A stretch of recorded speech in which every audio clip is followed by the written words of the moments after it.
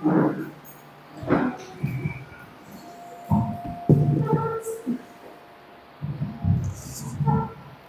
Ama, kami po ay nariritong muli at patuloy kaming nagpupuri at sumasamba sa iyo.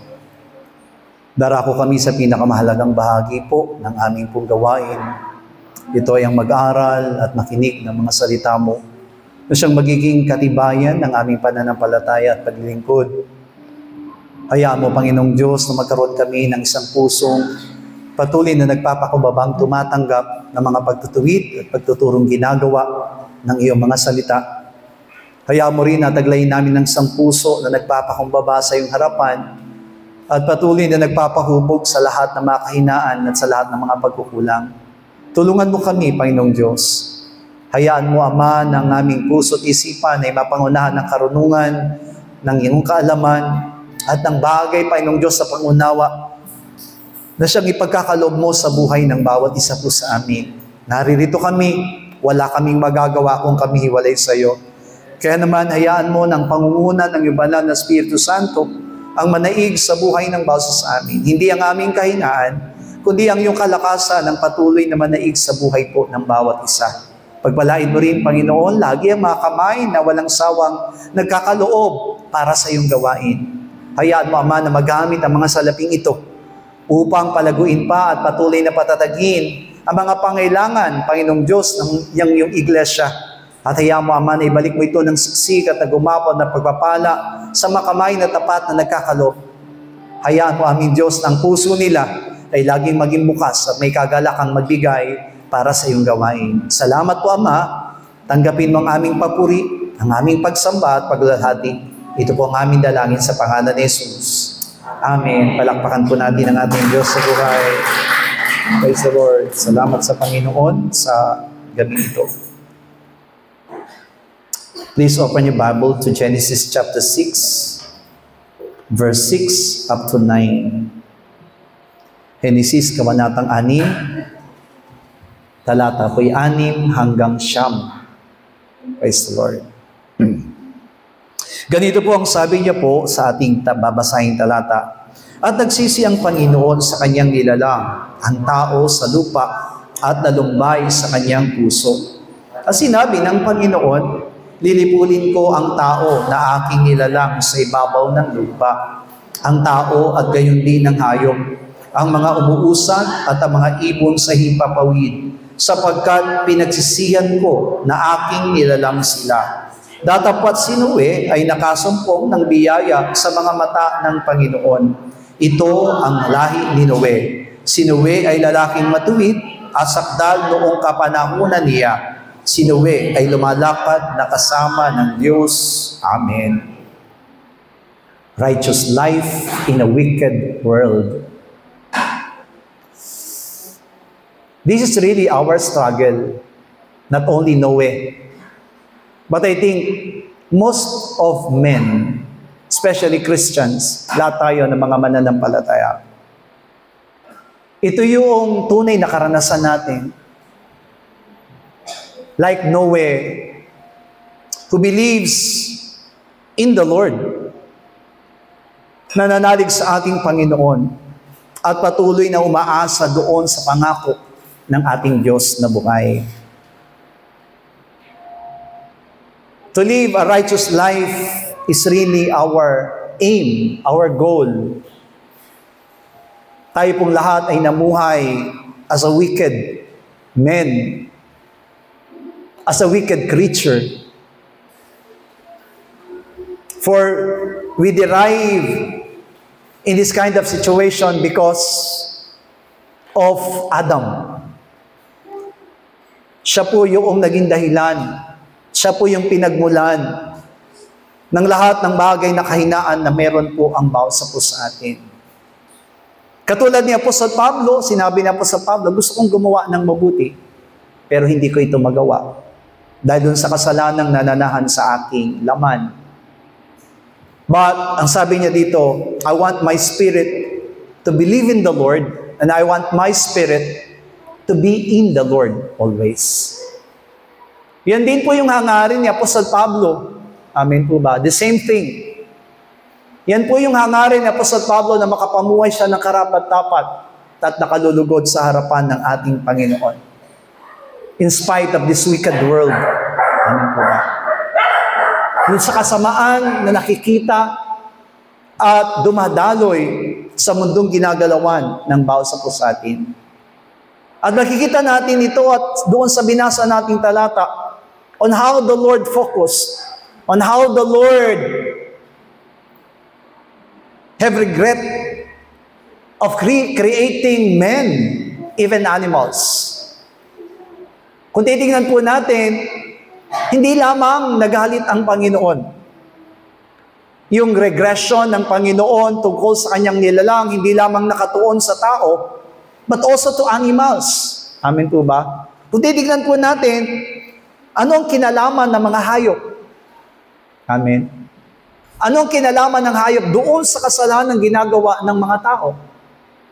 But in the end, they were also judged because they're belonging to the wicked world. Kabilang po sila doon sa masama o sa kasamaan ng salibutang ginagalawan, hindi lamang ng tao, kundi lahat ng mga hayop. Siguro magkakaroon tayo ng katanungan, what did God see? Ano ba yung nakita ng Panginoong Diyos? Sa talata na binasa po natin, amen po ba? Mula doon sa talata po natin na binasa sa Genesis, kabanatang 6, talatang 6 hanggang 9, ano po ba yung nakita ng Panginoon? First, amen po ba? Makita natin dito yung kalalagayan ng mga tao. Amen po ba? Yung, amen. Tingnan natin mabuti that God always sees all His creature. Amen. Masama man yan o mabuti. Makita natin sa talatang pinasa natin, God sees them. Nakikita ito ng Panginoon. Amen. Hindi lamang nakatuon ng Diyos yung kanyang mga mata o yung kanyang paningin doon sa mga taong lumalakad ayon sa kanyang katwiran at kalooban, but He sees the things that wicked men or other men, other creatures are doing. Tinitingnan, nakikita rin ng Panginoon. Hindi lamang yung mga bagay na ginagawang mabuti ng tao, kundi maging yung mga bagay na hindi karapat-dapat sa kanyang paningin. Amen po ba? Yan yung bagay na nakikita ng Panginoon. Amen. But of course, amen po ba? Naniniwala po tayo na may kakaiba na nakita siya out of those wicked men, out of those wicked actions of men. He also sees the things which righteous men are doing. Amen. Nakikita rin po ng Panginoon. Amen. Kaya pala sinabi ng Panginoon sa 1 Corinthians 15:58, maging masigasig kayo. Amen. Magpakalakas kayo sapagkat nalalaman nating walang bagay na nasasayang sa ginagawa natin sa Panginoon. Amen. Everything. Amen po ba? Walang bagay na ginagawa natin itong mabuti. Amen po ba? Hindi po yan nasasayang sapagkat nakikita ng Panginoon lahat din po ng ating ginagawa.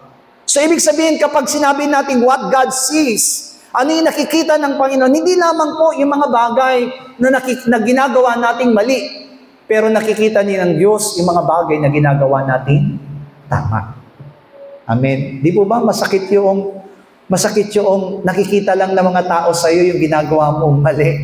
Pero yung ginagawa mong tama, hindi nakikita. Tama po ba?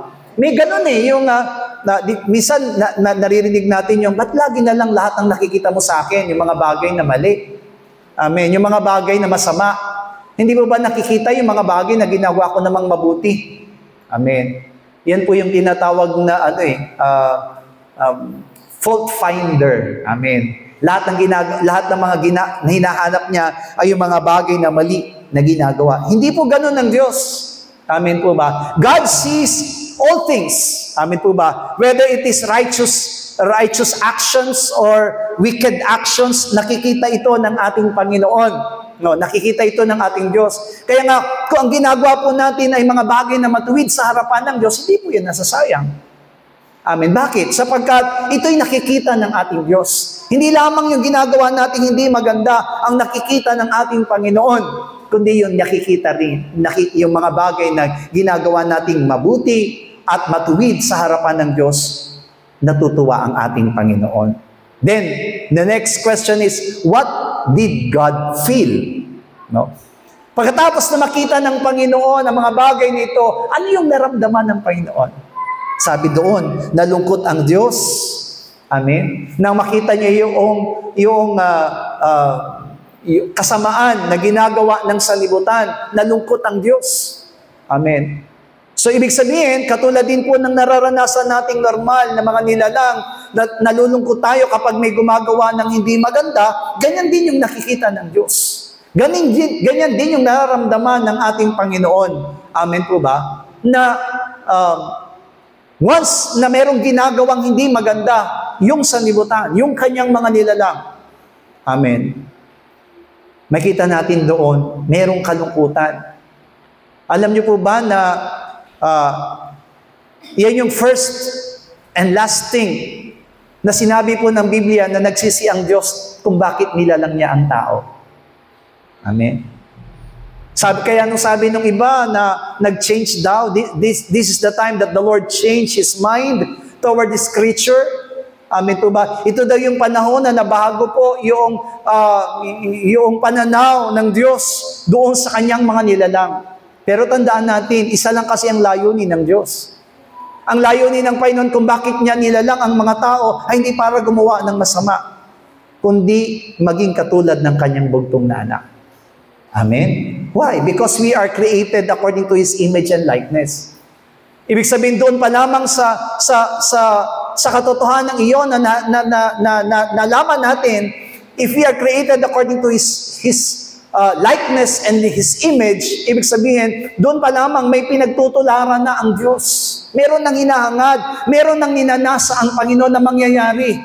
Yung tinatawag na final destination, or what is the goal of God to His all creation. No? Yung tunay na layunin ng Panginoon, ito ang dapat na mangyari sa mga tao. Ito yung hinahangad ng Diyos. Pero di ba bago mangyari ang Genesis chapter 6, yung tinatawag na binhi ng babae, amen po ba? At mga anak ng Diyos. Hallelujah. Genesis chapter 6 speaks about sons of God and yung tinatawag na daughters of men. Amen. Yung hindi po nakakaunawa, amen po ba? Kapag binasa po yung daughters of men at saka yung tinatawag na sons of God, other understands it as children of God. Yung daw tinatawag na sons of God doon, yung po yung mga mananampalataya. Hindi po. Yung sons of God na itinuturing po dyan ay yung mga binhi po na nanggaling po. Amen. Nanggaling po kay Adan, which they have spirit, they have soul. Amen. Yan po yung tinatawag na sons of God. Hindi po pwedeng tawaging sons of God ang mga angels. Sapagkat ang mga angels po ay servants lamang ng ating Panginoon. Amen. Kaya yung sons of God dyan na sinasabi, yung mga anak ng Diyos dyan, kasi dyan po na unang nabanggit yung tungkol sa anak ng Diyos at binhi ng babae, o daughters of women, o daughters of men. Amen po ba? Ibig sabihin po, ito po yung mga tao po na nasa labas ng Garden of Eden. Amen. So, nung nakita po ng mga sons of God, yung mga daughters of women, men, sabi doon, nagkaroon sila ng tinatawag na, natukso sila. Nagkaroon sila ng tinatawag na, nagustuhan nila yung mga daughters of men. And at that time, nagkaroon ng pag-aasawa between the sons of God and the daughters of men.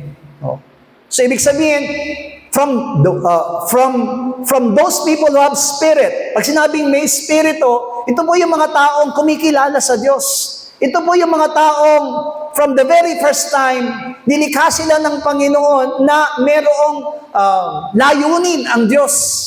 No?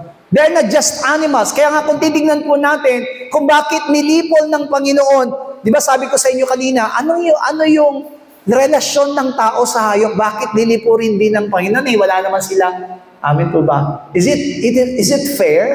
Amen? Na kung titignan po natin, Bakit lilipulin ng Diyos ang lahat, samantala ang gumagawa ng masama noon ay mga tao? Amen? Pero, kung titingnan po natin dito, mga minamahal ko, He's not only referring, hindi lang po siya nagre-refer sa literal na animals. But He also speaks to those people who are daughters of men, kasi yung daughters of men, they don't have spirit. So they are like, animals. Naintindihan na po ba natin? So, kaya po, yung paglipol ng Panginoon na sinasabi po dyan, it is not only the sons of God, yung tinatawag na may spirito. Amen po ba? That souls are living. They are living soul. Amen po ba? Hindi lamang sila yung tinitingnan o nakita ng Panginoon o naranasan ng Panginoon, naramdaman ng Panginoon na kailangan kong lipulin ng lahat ng mga nilalang, tao man o hayop. Amen. Kasi di ba pagka binabasa natin ang salita ng Diyos, if we will not understand everything, kung di natin uunawain ang lahat ng bagay, magkakaroon tayo ng tinatawag na pagtataka. Amen. Kasi nga, di ba, they are animals. Amen. Animals don't have mind. Wala silang tinatawag na conscience. Amen. Wala silang tinatawag na pag-iisip na katulad ng tao. Alam nila yung mabuti at alam nila yung masama. Baka sasabihin natin ang layon masasama. Kasi, di ba, dumadamba sila ng mga tao. Yun ang instinct nila. Amen po ba? Para maprotektahan yung kanilang mga sarili, amen po ba? Kailangan nilang unahan yung ibang nilalang. Actually, hindi lang tao yung dinadamba ng mga leon, kundi lahat ng mga gumagalaw na alam nilang magiging balakid o magiging banta sa kanilang buhay. Amen. Ganun po yung tinatawag na culture. Ganun yung ang tawag dito. Ganun yung pagkakalikha sila sa kanila. Amen. That is the situation of those people. At ganun din po yung mga tao po dito na sinasabing daughters of men. Itong mga daughters of men, they just live to eat, to drink. Amen po ba? Kumain, uminom, magsaya. Iyan po yung para sa kanila. Pero tandaan natin, pag sinabing sons of God, meron silang tinatawag na way. Amen. Meron silang dapat lakaran, tuntunin na dapat lakaran at hindi sila pwedeng mamuhay ayon lamang sa kanilang sariling kapasyahan. Amen po ba? Same thing, kung makikita po natin, tayo rin mga anak ng Diyos ngayon, masasabi po natin na dati, para tayong we're living just like a daughters of men. No? Di po ba? Kasi di ba, namumuhay lang tayo ng ayon kung ano yung gusto natin, kung saan tayo masaya, kung saan yung mga bagay na alam natin, gusto natin gawin, doon tayo. Amen. Pero nung tayo nakakilala sa Panginoon, amen, meron pa rin tayong pagkukulang. May mga pagkakamali pa rin tayo. Pero alam na po natin na ito yung tuntunin, ito yung layunin, ito yung panukala na ninanais ng Panginoon sa buhay ng bawat isa. Amen po ba? So, from Genesis chapter 6, makikita natin yung sarili natin as daughters of men, and at the same time, we can see ourselves as sons of God. Amen po? Naintindihan po ba natin yung pinag-aaralan natin? No? Kasi di ba, yung mga sons of God, kaya sila naging wicked. Why? Because they are mingled. Nagkaroon sila ng tinatawag na married with those who are daughters of men. Amen. Kaya nga, the Spirit, kaya dyan din po sinabi ng Panginoon na my spirit will no longer, amen po ba, sabi doon, will no longer in men. Amen. Hindi na hayaan ng Diyos na manatili yung kanya umanangan, yung kanyang spirito sa kanyang mga nilalang. Why? Because they're already intermarriage. Nagkaroon ng tinatawag na intermarriage between daughters of men and sons of God. Hallelujah. So, ibig sabihin, makita natin dito na malalim yung pinag-aaralan, malalim yung kahulugan ng Genesis chapter 6. Hallelujah. Kung titingnan po natin kung bakit naging ganon yung desisyon ng Diyos. Amen. Kung tutuusin, di ba? Napakabuti ng Panginoon because even in the Garden of Eden, nagkasala ang tao na kanyang nilalang. Hindi niya po sila pinarusahan. Amen. Hindi sila pinatay. Bagkus nga po, mga minamahal ko, ay nagkaroon lamang yung bunga, kung ano man yung nangyari sa tao na nilalang niya doon sa Garden of Eden, yes, tumanggap sila ng sumpa. Amen. Sumpa doon sa lupa na bubungkali ng lalaki, sumpa doon sa panganganak ng babae. Tandaan po natin, iyon ay hindi ibinigay ng Diyos lamang, kundi yun ay consequences. Yun po ay bunga nung bagay na ginawa ng tao. Hallelujah. Dahil naniniwala tayo na nilalang sila ng Diyos na may purpose. Nilalang sila ng Panginoon na may layunin ang Panginoon sa kanila at hinahangad ng Panginoon na matupad ang lahat ng iyon. That's why God feel that way. Ganun yung naramdaman ng Panginoon sa Genesis. Amen. Maaring nasiyahan siya sa buhay ni Noe, pero nalungkot siya sa buhay ng mga taong bukod kay Noe. Kaya tayo rin ngayon, mga minamahal na mga kapatiran na nakikinig ng salita ng Diyos, mula sa topic nating righteous life in a wicked world. Amen po ba? Sabi doon, pamumuhay na matuwid sa masamang sanlibutan. Amen. Sa kasamaan ng sanlibutan. It is really our struggle. Amen po ba? Sabi nga po ni Apostol Pablo, amen po ba? Para maiwasan natin ang sanlibutan ito, kailangan alisin tayo sa sanlibutan. Amen? Yan din ang sinabi ng ating Panginoong Hesus. Ang sabi niya, ingatan mo sila. Amen. Habang sila'y nasa sanlibutan. Hindi sila inaalis ng Panginoon sa sanlibutan, kundi sinabi ng Panginoong Hesus sa Ama, ingatan mo sila sa pamamagitan ng iyong katotohanan. Sa pamamagitan ng iyong salita. That is in John chapter 17. Amen po. So, ibig sabihin, alam ng Panginoon na maaring mangyari ang ganitong bagay sa lahat ng mga mananampalataya. Pero tandaan po natin, what the Lord or what God felt with the people, amen po ba? It is not only about His anger, but it is about the consequences which the men, yung tinatanggap nila ay bunga ng kanilang mga ginawa. Amen. Kaya, kung titingnan po natin sa 2 Peter chapter 2, Ikalawang Pedro, kabanatang 2, talatang 6 hanggang 8, sabay-sabay po tayo. At pinarusahan niya ang paghalipol ang mga bayan ng Sodoma at Gomora na pinapaging abo ng maging halimbawa sa mga magsisipamuhay na masama at iniligtas ang matuwid na si Lot na lubhang nahapis sa mahalay na pamumuhay ng masasama, sapagkat ang matuwid na ito na mamamayang kasama nila ay lubhang nahapis araw-araw ang kanyang matuwid na kaluluwa sa pagkakita at pagkarinig niya ng mga gawa nilang laban sa kautusan. Hindi lamang basta nagpaparusa ang Diyos. Amen po ba? Kung titingnan po natin, before God judged Sodom and Gomorrah, He saved Lot and his family. Amen. Bakit? Kasi nga, nakita niyang si Lot ay matuwid, namumuhay.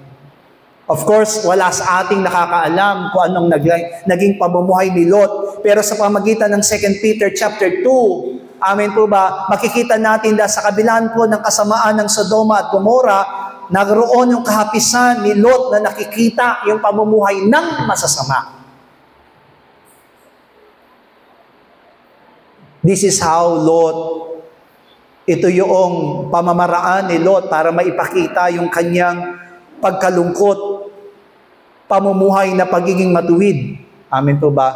Kaya iniligtas muna sila ng Panginoon before judgment. Amen po ba? Bago dumating yung tinatawag na judgment, amen, bago dumating yung paglipol ng Panginoon doon sa kasamaan ng Sodom and Gomorrah, God lifted up.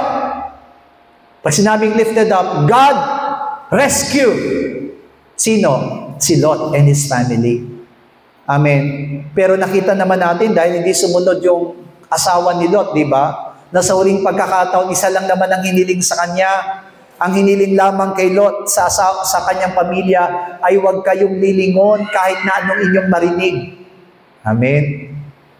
Huwag kayong lilingon, ang sabi sa kanila, hanggat hindi kayo nakalalagpas doon sa kabundukan.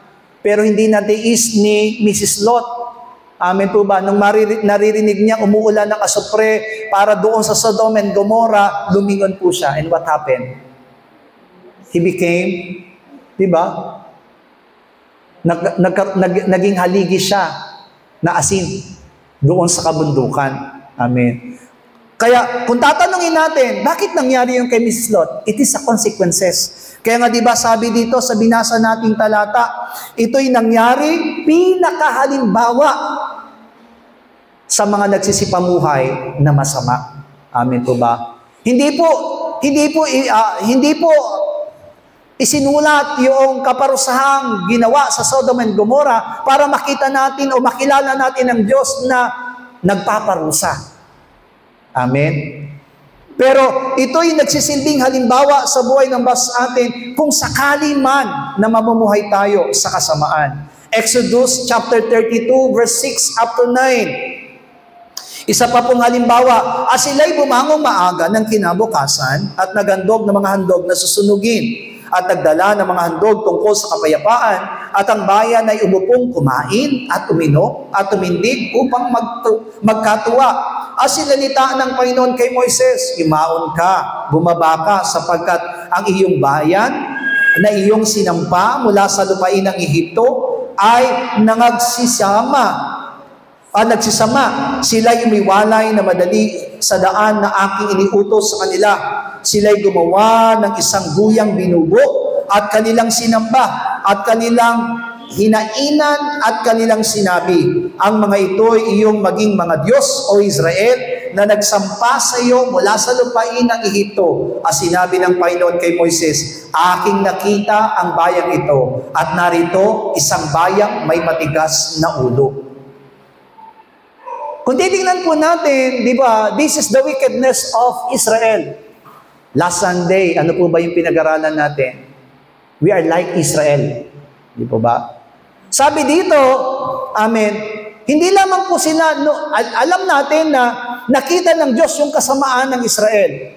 Pero naparusahan ba ang Israel because of these wicked ways? Hindi po. Ano po ang nangyari sa Exodus? Ang sabi doon, pumili kayo. Dito ba kayo sasamba o sa Diyos na nagligtas sa inyo sa Ehipto? Lahat ng sumama doon sa sumasamba sa gintong kuya, sila lamang po yung pinarusahan.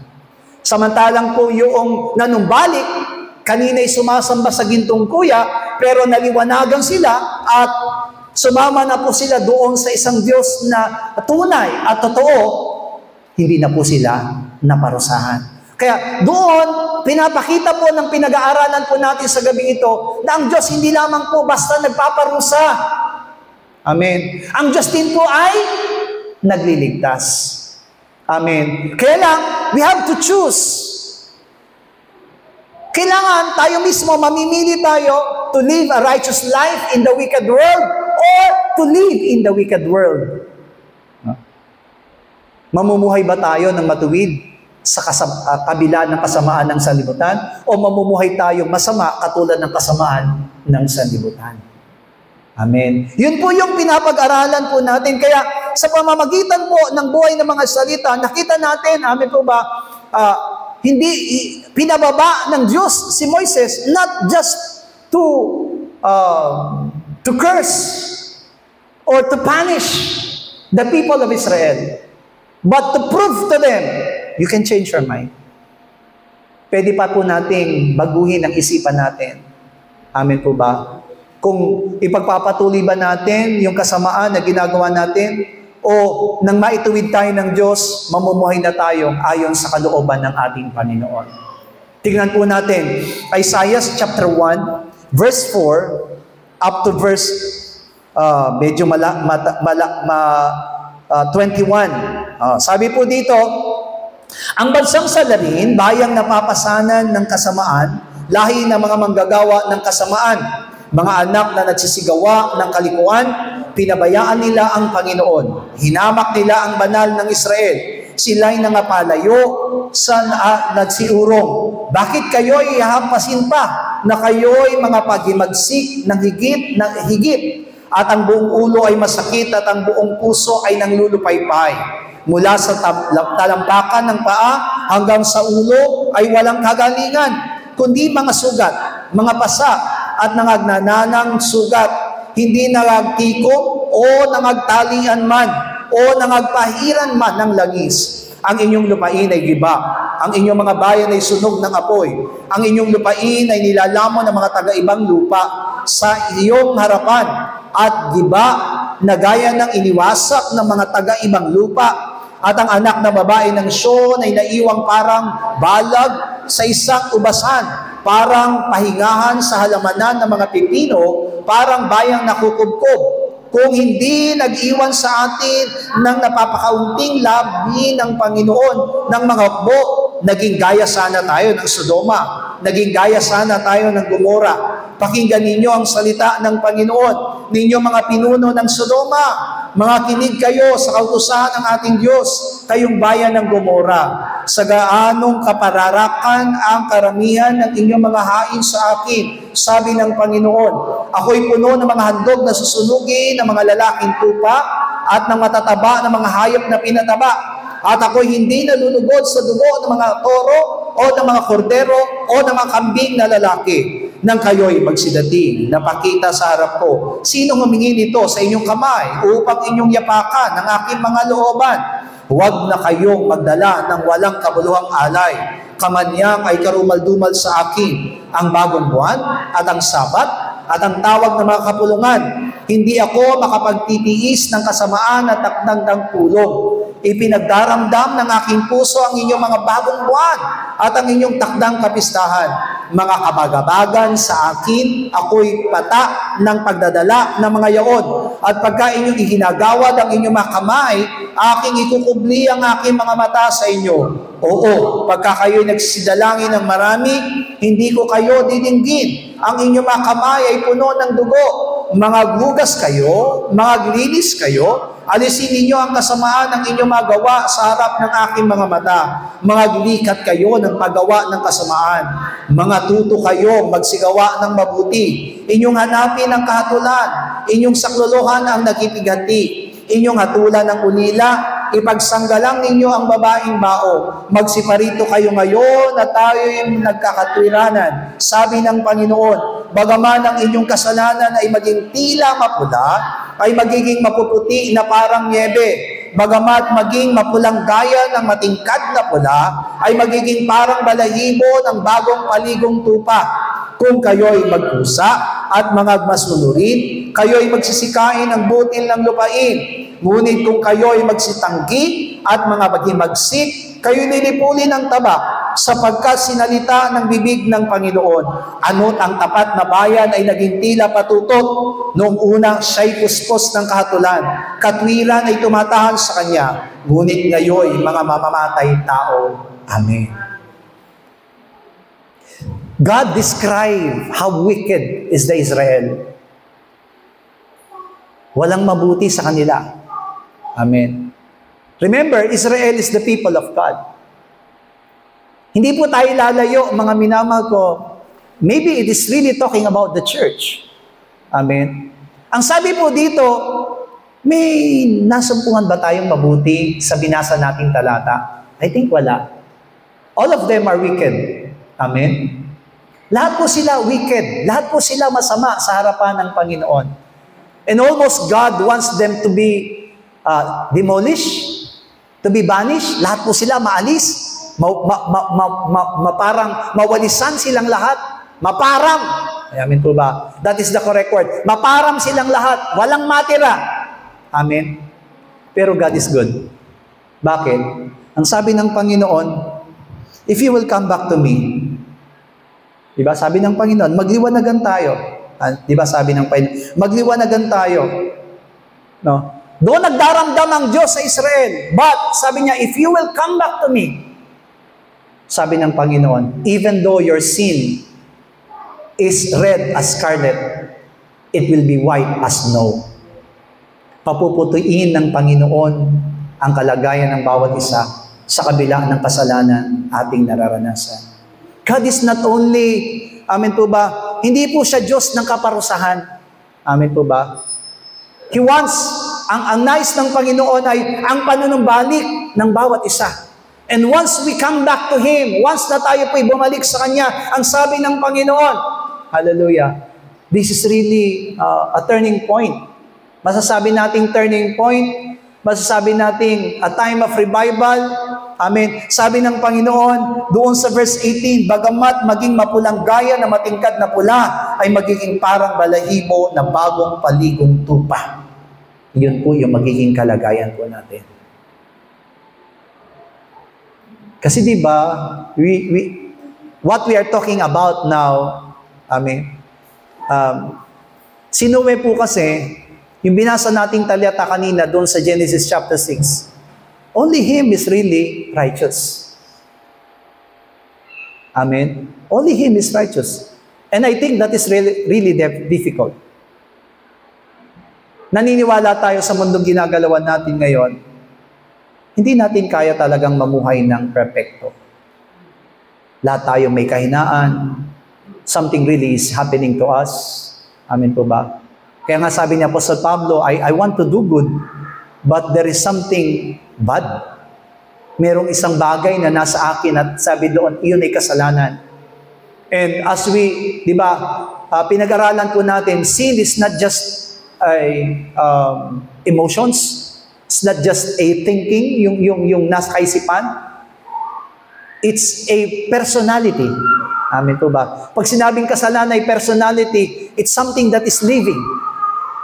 Amen po ba? Meron siyang kakayanan to control us, to control every one of us. Pero sabi ng Panginoon, ang pinapaalala lang sa atin ng Panginoon ngayon, yes, you may not live like Noe. Amen. Hindi natin kakayanin, hindi man natin kayang mabuhay ng katulad ng kay Noe. Pero bagamat tayo nagkukulang, once we come back and turn, yung maranasan natin yung turning point, maranasan natin yung panunumbalik sa Diyos, God can change His mind. At ang sabi ng Panginoon, kahit na mapula, na tulad ng mapulang-mapula ang iyong kasalanan, papuputuin ito na parang isang maputing balahibo na bagong paligo. Hallelujah. So I think there's really a chance. God opened doors for forgiveness. God opened doors for changes. Amen po ba? Amen? Nagbubukas ang daan, ang Panginoon, nagbubukas ng pintuan ang Diyos sa pagbabago. Nagbubukas ang Diyos ng pintuan para po tayo ay bigyan ng pagkakataon. Amen po ba? Huwag nating makilala ang Diyos na Diyos lamang nagpaparusa.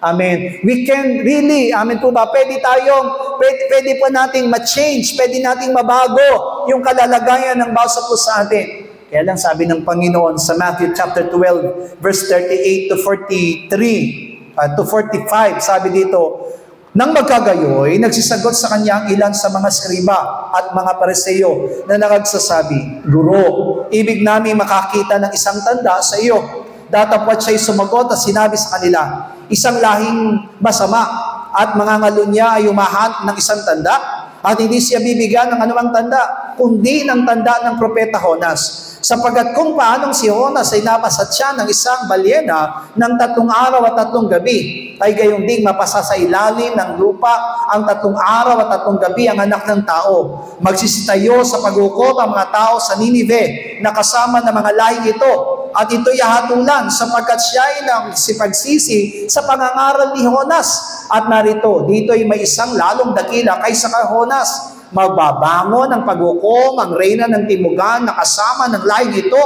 at ito'y hatulan sapagkat siya ay nanggaling sa mawakas ng lupa upang pakinggan ang karunungan ni Solomon. At narito, dito'y may isang lalong dakila kaysa kay Solomon. Datapat ang karumaldumal na spirito kung siya'y lumabas sa tao ay lumalakad sa mga dakong walang tubig at umahanap ng kapahingahan at hindi nag-asumpong. Kung magkagayoy, sinasabi niya, babalik ako sa bahay na nilabasan ko, at pagdating niya ay nasusumpungan niyang walang laman, walis na at nagagayakan, Kung magkagayo, yumayaon siya at nagsasama ng 7 pang espiritu na lalong masama kaysa sa kanya. At sila ay nagsipasok at nagsisitahan doon at naging lalo pang masama ang huling kalagayan ng taong iyon kaysa sa una. Gayon din ang mangyayari sa masamang lahing ito. God, Jesus Christ Himself, gave this example to the Pharisees and scribes. What is really the problem to scribes and Pharisees? Actually, they are not bad. Amen po ba? Ang problema po sa Pharisees and scribes, even though they can hear the truth, naririnig na nila yung katotohanan, they are not willing to come back to God. Amen?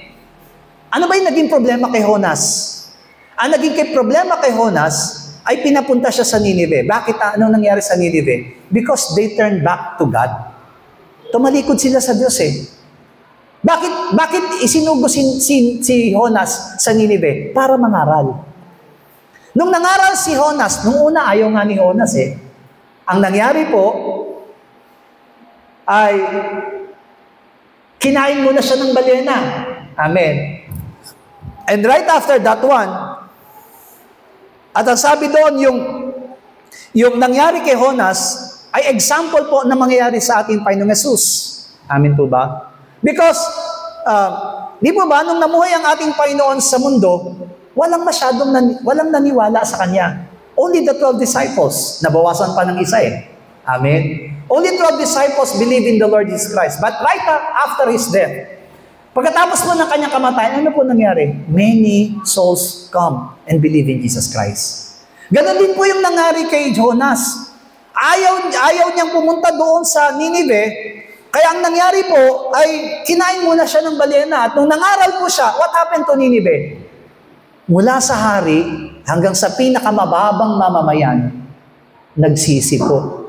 Di po ba nagbuo sila ng abo sa kanilang mga ulunan bilang tanda ng kanilang pagsisisi. Amen po ba? And which is, iyon yung hinahanap ng Panginoon sa mga scribes and Pharisees. Pero hindi niya makita. Kaya sabi ng Panginoon, if these people, kung kayong mga taong ito, hindi kayo tutulad kay Jonas, sabi niya, kayo ay mapaparusahan. Amen. Kayo ay mapaparusahan kung hindi kayo tutulad sa mga taga Nineveh. Kaya doon naman, sinabi niya po, di po ba, na bilang mga mananampalataya, sabi doon, there's really bad spirits. May mga evil spirits. Amen po ba? Kapag napalayas pala sa atin ng evil spirits, ang sabi nito, and once na hindi natin pinangalagaan, babalik pala yung evil spirits na yun sa atin. At kapag nakita niyang malinis na, pag sinabing malinis, kung titingnan po natin, Pastor, di malinis na, bakit may demonyo pa? Malinis na nga. Hindi yun malinis as in malinis like pure. Amen po ba? Ibig sabihin ng malinis, bakante. Amen po ba? Hindi nagpatuloy sa salita ng Diyos. Hindi nagpatuloy doon sa katotohanan. Remember, we cannot fight against evil spirits. Wala tayong kakayanan. Because, first, they are spirits. Hindi natin sila nakikita. But with the Word of God inside our spirit, kapag meron tayong salita ng Diyos, it is the Word of God who will fight against those spirits. Diba sabi nga po sa aklat ng Joel, not by might, nor by power, but by the Spirit of God, says the Lord. Amen. Hindi daw tayo pwedeng lumaban, kahit si Apostle Pablo sabi niya, my sword is not, ang aking sandata hindi katulad ng sandata ng sanlibutan. Amen. Ang aking sandata ay nagpapaguho ng kaisipan ng tao. Amen po ba? Ano tinutukoy niya? Word. Salita ng Diyos. Kaya tayo rin, once na tayo nagre-rebuke ng demonyo sa ating mga buhay, pinapalayas natin, we need to infill with the Word of God. Amen? And that is really the problem with Christians. Akala nila natatapos lang sa pagpapalayas ng demonyo. Hindi po. We need to infill. Kasi kapag bumalik ang demonyo, bumalik yung evil spirits, at nakita niyang walang laman, ano po yung laman? Walang salita ng Diyos. Sabi doon, magtatangay pa siya. Ang magyayari po doon sa taong iyon, mas masama siya kaysa sa dati. And that is really a big challenge for us in this very generation. Amen po ba? That is really our challenge. Ang challenge sa atin ngayon, we need to have 3 things. Number 1, you have to have a decisions to walk with God. Diba? Struggle kay Noe. Kasi ang dami-dami po nila. Pero nagkaroon siya ng tinatawag na hindi siya nahawa. Kahit na ang dami-dami na nakakahawa sa sanlibutan. Pero hindi po siya nahawa. Why? Because he decided to walk with God. Yan po yung sinabi sa Genesis chapter 6 verse 9 na ito ang lahi ni Noe. Si Noe, lalaking matuwid na sakdal. Sabi doon, noong kapanahunan niya, si Noe ay lumalakad na kasama ng Diyos. Sabi doon, we need to have a consensus decision. Pag sinabing consensus decision, kailangan alam mo sa sarili mo, ito yung dapat kong gawin. No one's dictates you. But it is you who will decide for yourself. Amen. Kung alam mo ito ang tama, yun ang gagawin natin. Kailangan magkaroon tayo ng tinatawag na independent decision. Amen. Sa sarili natin, kailangan panindigan po natin. Amen. Kung maglilingkod tayo sa Panginoon, di ba katulad na, sino po ba yung mga merong independent decision? Si Joshua. Choose your God, sabi niya, di ba? But for me and my house, we will serve the Lord. Ibig sabihin, kahit na wala na siyang makasama, hindi siya hihiwalay sa Diyos. Amen. Marami mga propeta, di po ba? Hindi man kami, di ba? Ang sabi po ng mga nina Shadrach, Meshach, at Abednego, hindi man kami tulungan ng Diyos namin pinaglilingkuran, pero hindi kami sasamba sa Diyos-Diyosan mong pinagawa. That is what we call independent decision. Amen. Kung maglilingkod tayo sa Panginoon ngayon, maglingkod tayo sa Panginoon not because of other people decision, but because of your decision alone. Amen. Kaya, decide to walk with God. Sabi doon sa Ezekiel chapter 14. Amen po ba? Ezekiel 14 verse 12. At ang salita ng Panginoon ay dumating sa akin na nagsasabi, Anak ng tao, pagka ang isang lupain ay nagkasala laban sa akin ng pagsalangsang, at aking iniulat ang aking kamay roon, at aking binali ang tungkod ng tinapay niyaon, at nagsugo ako ng kagutom doon, at aking iniwalay roon ng tao at hayop, bagaman ang 3 lalaki ito, si Noe, si Daniel, at si Job, ay nangandoon. Ang kanila lamang iniligtas ay ang kanilang sariling mga kaluluwa sa pamamagitan ng kanilang katwiran, sabi ng Panginoong Diyos. Binabanggit po dyan si Noe, si Daniel, at si Job. Bakit? Because these 3 people, amin po ba itong mga 3 taong ito, katulad ni Noe, di ba? He has that independent decision. Di po ba? Sa mundong ginagalawan natin, kung saan marami, gusto nating sumasama. Kasi alam natin, ano yun ang tawag doon, mas magandang sumama sa marami. Naniniwala tayo kapag marami, mas tama. Amen. Pero hindi po. Si Noe, nanindigan po siya. Amen po ba? Si Daniel, nanindigan din siya. Kaya ganun din. Amen. Kung darating daw yung tinatawag na kahatulan, at darating si Daniel, si Job, at saka si Noe, amen po ba? Sino daw ililigtas nila? Yung kanilang sarili. Kasi walang masusumpungan mga tao na nagdidesisyon para sa kanilang sarili. Amen. Pero right now, church, yan ang pinapag-aralan natin. Walking in God is to have a independent decision. Amen po ba? Timbangin natin yung buhay po natin. Kung itong gagawin natin ba ay kahit na wala tayong kasama, kung ang gagawin naman natin ay para sa Diyos, then we will continue to walk with God. Deuteronomy chapter 30 verse 19 up to 20. Aking tinatawag ang langit at ang lupa na pinakasaksi laban sa inyo sa araw na ito, na aking ilagay sa harap mo ang buhay at ang kamatayan, ang pagpapala at ang sumpa.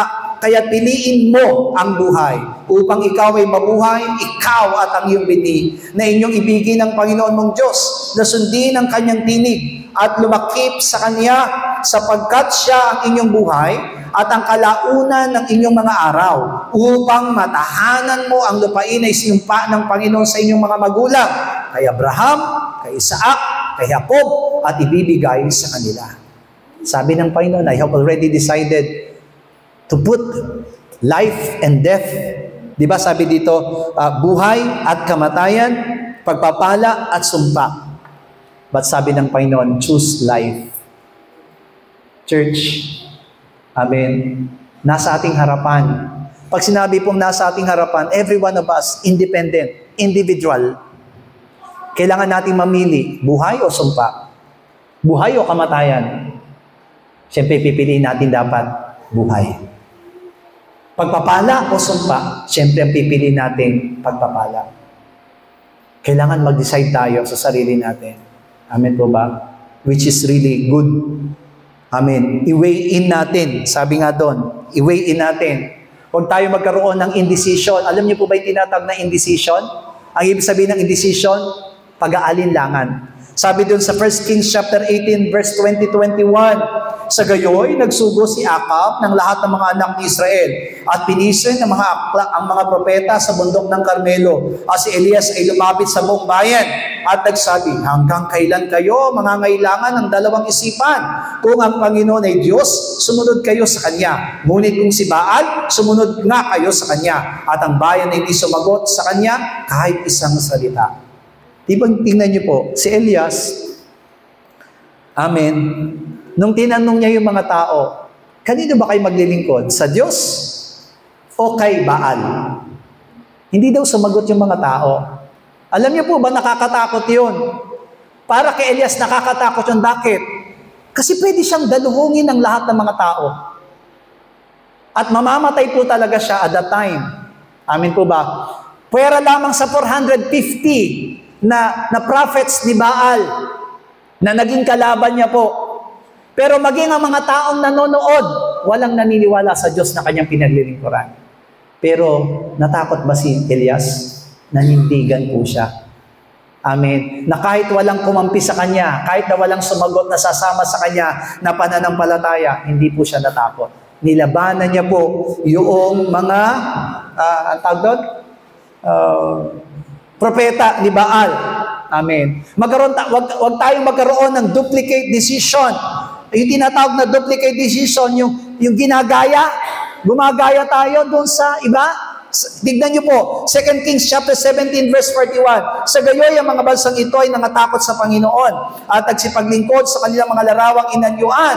Ang kanilang mga anak ay gayon din. At ang mga anak ng kanilang mga anak, kung ano ang ginawa ng kanilang mga magulang, ay gayon din ang ginawa nila hanggang sa araw na ito. Ito yung tinatawag na duplicate decision. Huwag tayong gumaya sa mga ginawa ng iba.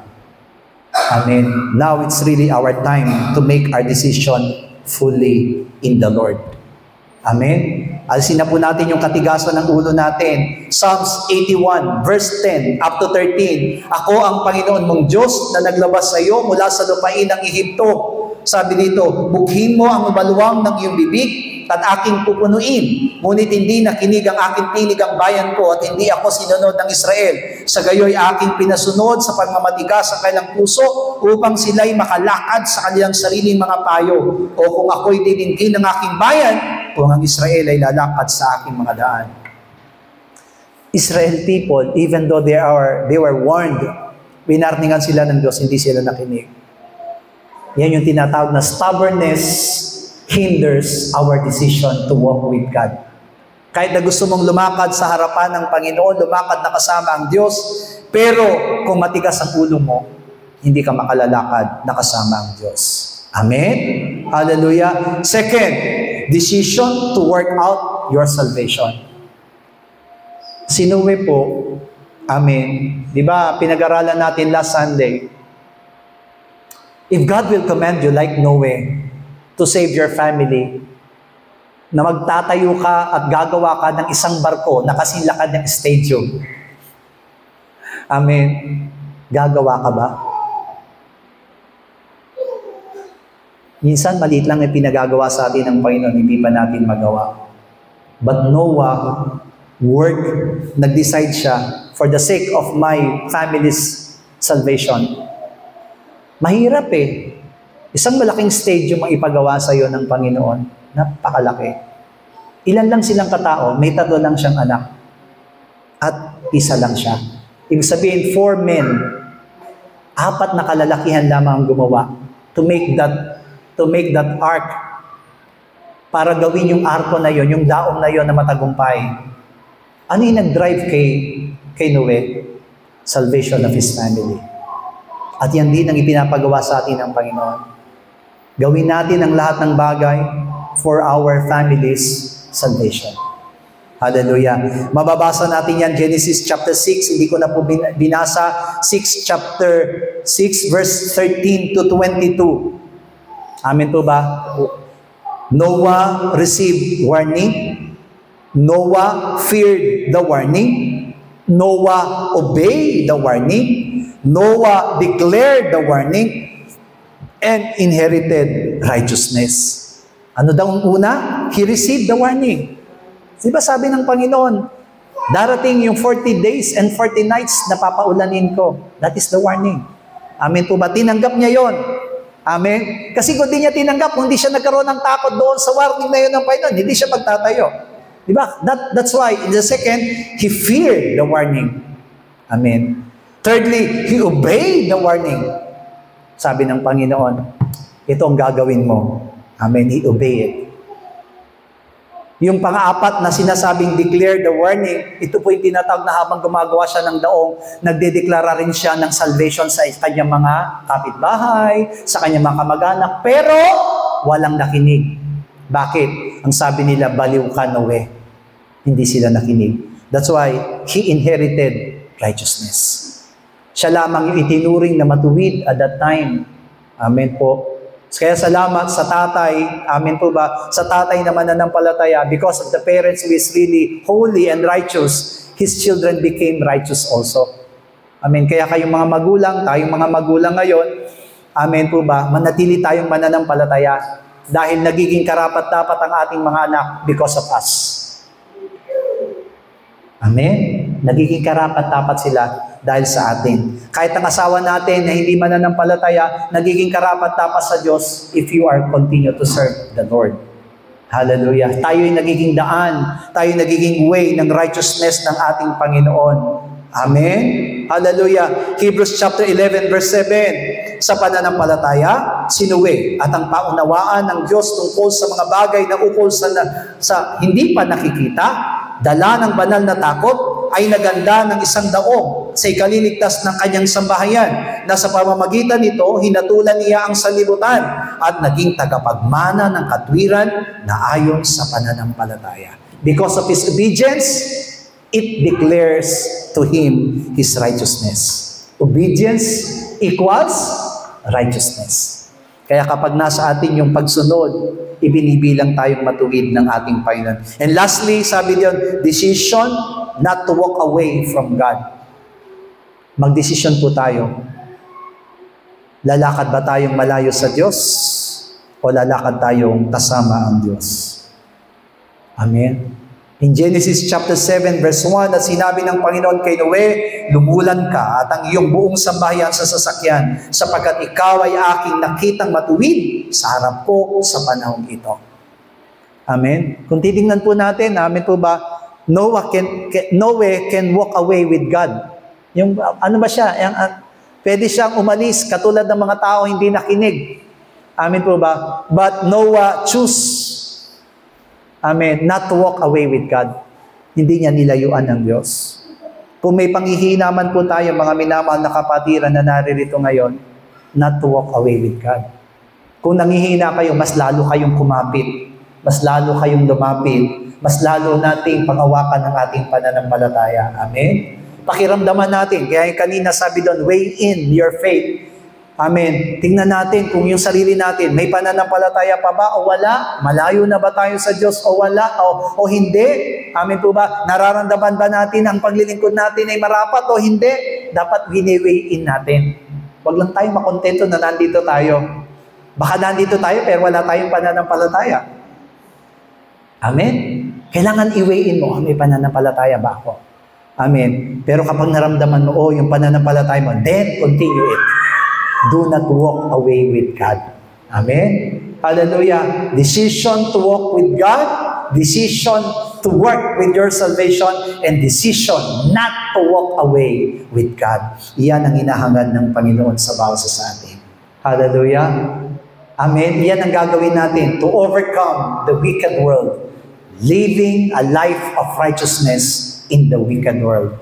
Lahat tayo struggle, lahat tayo merong pinagdaraanan, pero ang Diyos ang tutulong sa atin. Pero kailangan meron tayong sariling desisyon. Amen? Makita natin dito, hindi tayo pinapakialaman ng Panginoon sa desisyon natin. Inilalagay niya lang sa ating harapan. Mamimili tayo. Nasa atin ang pagpapasya. Kung ang pipiliin ba natin, kalooban ng Panginoon o sarili nating kalooban. Tayo po'y sama-samang manalangin sa oras na ito at idalangin natin na tayo po'y patuloy na maging matagumpay in this wicked world. Piliin natin ang Diyos at huwag tayong lumayo sa Kanya. Oh my soul, overcome. Oh my soul, overcome. Oh my soul, overcome. And oh my soul, overcome. Ama namin Diyos, kami po'y nagpapasalamat sapagkat sa gabing ito'y patuloy mo kaming pinaalalahanan sa pamamagitan ng iyong mga salita. Patuloy naming napatunayan, Panginoong Diyos, ng aming mga buhay ay dapat lumapit sa iyo. Dapat po naman na maituwid at maitama kami, Panginoong God. Bagamat, Panginoong Diyos, nasa amin ang pamimili, nasa amin ang pagpapasya, Panginoong Diyos. Huwag mo hayaang magkamali kami ng aming mga pagpapasya. Hayaan mo, Ama, na makita mo ang aming mga puso na ginaganap ang lahat ng iyong katwiran, ang iyong kalooban, ang lahat ng bagay na niloloob at dinanais mo para sa aming mga buhay. Tulungan mo kami, Panginoong Diyos. Tulungan mo ang bawat sa amin, lalakaran ang lahat ng bagay na niloloob mo and to live in a righteous life, O God, in this wicked world, O God. Bagamat may mga pagkukulang kami, salamat sapagkat binuksan mo ang daan na sa kabila po ng aming kapulahan sa aming mga kasalanan. Pero papuputihin mo ito, Panginoong Diyos, sa oras na kami manambalik at lumapit sa iyo, Panginoon God. Help us to weigh in our faith. Help us to weigh in our service. Help us to weigh in, O Lord God, our spiritual life to you, Panginoong Diyos. Ano man ang aming kalalagayan, Panginoong God, hindi magiging adla ngayon, kundi pinalalahanan mo kami, Panginoong Diyos. Tinuluan mo kami sa gabi ito, Panginoong God, na gawin ang mga bagay na nakalulugod sa iyo. Gawin, Panginoong God, ang buhay namin katulad ng kay Noe, O God, to have a decision to walk with you, to have a decision for the salvation of our families, Panginoong God, and to walk in the decision not to walk away with you, Father God. Ikaw lamang patuloy na gumabay at tumulong sa amin. Huwag mo kaming mababayaan, Panginoong Diyos. Hayaan mo, Ama, na anuman ang ginagawa namin, gagawin namin ito na may kagalakan. Gagawin namin ito ng may mananampalataya. Gagawin namin ito, Panginoong Diyos, ng nakalulugod sa iyong harapan. Salamat po, Ama, tinangkin namin na sa mamamagitan ng mga salitang aming naririnig, ang mga pagtutuwid at ang pagkilos at pag-alam mo ay sa amin at mananatili ang pangunguna ng iba na Espiritu Santo sa buhay ng basahin. Salamat po, Panginoon, sa pangalan ng aming Panginoon Jesus. Amen. All together, Lord's Prayer. Ama namin nasa langit, sambahin nawa ang pangalan mo. Ikaw nawa ang maghari sa amin. Sundin nawa ang iyong kalooban dito sa lupa, tulad ng sa langit. Bigyan mo po kami ng pagkain kailangan namin sa araw na ito at patawarin mo po kami sa aming mga kasalanan tulad ng aming pagpapatawad sa mga nagkakasala sa amin at huwag mo kaming iharap sa mahigpit na pagsubok kundi ilayo mo po kami sa masama sapagkat iyo ang kaharian at ang kapangyarihan at ang kapurihan magpakailanman. Amen. God bless you all po. See you on Lord's Day.